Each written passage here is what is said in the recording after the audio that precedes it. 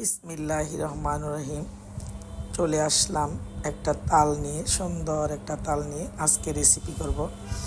তো বরাবরের মতোই আমি একটু চা পছন্দ করি, আমার অনেক বন্ধুরাই জানেন। আমি প্রথমে একটু চা খেয়ে নেব। তো অফ ডে পেলেই সারাদিনের প্রস্তুতি আসলে ছাদে চলে আসি। আজকে যেদিন আসি তো সারাদিনই মোটামুটি ছাদেই থাকি। তো আজকেও তাই। আলহামদুলিল্লাহ, আমার হেল্পিং হ্যান্ড উনি পান খাচ্ছিলেন, আমি এদিকে ভাতটা বসিয়ে দিয়েছি। তো পিঠার আয়োজন, পাশাপাশি পিঠার আয়োজন চলছে। হ্যালো এভরিওয়ান, আসসালামু আলাইকুম। বন্ধুরা সবাই কেমন আছেন, কি অবস্থা? আলহামদুলিল্লাহ আমি ভালো আছি। তো আমার অনেক বন্ধুরাই আমার কাছে বড় ভিডিও দেখতে চান, একটু ভয়েস দিয়ে দিলে অনেক কিছুই শেয়ার করা যায়, বলা যায়, তো ভালো লাগে। তো দিতে পারি না, আমি একটু ব্যস্ত থাকি।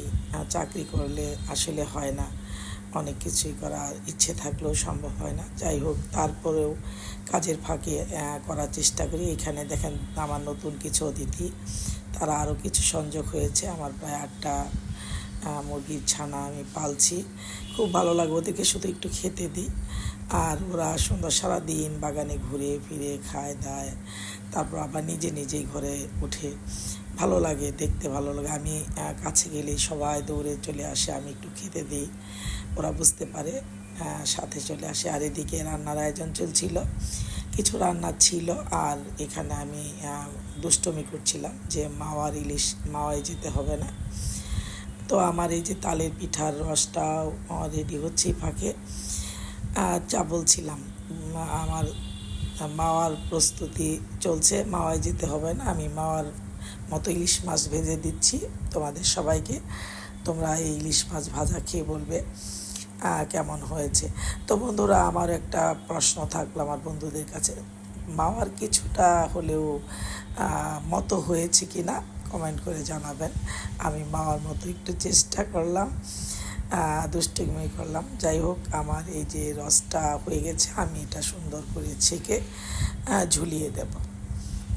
তালের পিঠা সবাই খুব একটা, আমার পরিবারের সবাই খায় না, তো আমরা কয়েকজন খাই। আমাদের জন্য এই জন্য অল্প করে একটু তাল রস করে ঝুলিয়ে দিলাম। এই রসটা হবে বিকালের মধ্যেই, সুন্দর রসটা ঝরে যাবে, তারপর আমি পিঠার বানানোর কাজে লেগে যাব। আর এই দুষ্টমি করছিলাম, ওই সেই ছোটোকালের স্মৃতি। এই রসগুলো দিয়ে আমরা ছোট্ট কালে সুন্দর চুন দিয়ে বরফি বানাতাম, ওটাতে আবার খেলতাম, এগুলোই বলছিলাম। তো এইদিকে আবার একটু কাপড় ভিজিয়ে দিচ্ছিলাম।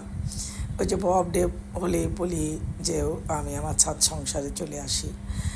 তো এইদিকে আমি কাপড়গুলো বলছিলাম যে উপরে নিয়ে চলে আসো, উপরে ভিজিয়ে দিয়ে ধুয়ে ফেলবে। তো টুকটাক কাপড় চোপড় একটু ধুয়ে নিচ্ছিল। তো আমি মাঝখানে আবার একটু চলে গেছিলাম নিচে। আমি গোসল করে একটু নামাজ পড়ে তারপর চলে আসব। তো এই ফাঁকে খাওয়া দাওয়ার বিষয়টা আমরা সেরে নেব, এই জন্যই আর কি নিচে চলে যাওয়া। একটু নিচে চলে গিয়েছিলাম, আমি আবার বিকালবেলা চলে আসব। তো মাঝখানে কিছুক্ষণ সময়ের জন্য এই নামাজ খাওয়া দাওয়া শেষ করে আবার চলে এসেছি আমি ছাদ বাগানে। এই যে দেখতে পাচ্ছেন, আমার বাগান থেকে জাম্বুরা পেরে নিয়েছি, আবার এটা ছিলব, সবাই মিলে খাবো আর পিঠার আয়োজন চলবে। আমার দেখেন জাম্বুরাগুলো খুবই মজার, আমার বাগানের জাম্বুরা। এদিকে রসটা হয়ে গেছে, আমি পেরে নিয়েছি। তো এখানে পিঠার প্রস্তুতি চলছে এখন। রসের তিতো পানিটা ছেঁকে ফেলে দিলে তাহলে পিঠাটা খুবই মজার হয়। এখানে আমি খেজুরের গুড় দিয়ে পিঠাটা তৈরি করে নিচ্ছিলাম। পিঠাটা একটু আঁকা বাঁকা করে বানানো, বাট খেতে এত মজার, খেজুরের গুড় নারিকেল সব মিলিয়ে খুবই মজা হয় পিঠেটা। আমি আরও কয়েকটা ডিজাইনের পিঠে করেছি। এখানে যে হাতে বড়ার মতো বানিয়ে ওগুলো একটু বানিয়েছিলাম। তো পিঠা বানাতে বানাতে সন্ধে প্রায় আমার হয়ে এসেছিল।